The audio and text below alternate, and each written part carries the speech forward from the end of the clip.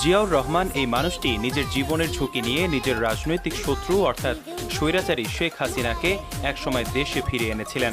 অথচ হাসিনা দেশে ফেরার মাত্র ১৩ দিনের মাথাতেই চিরতরে দুনিয়া থেকে বিদায় নিতে হয়েছিল এই দাপুটে নেতাকে। এই চরম বেইমানির ইতিহাস হয়তো অনেকেরই অজানা।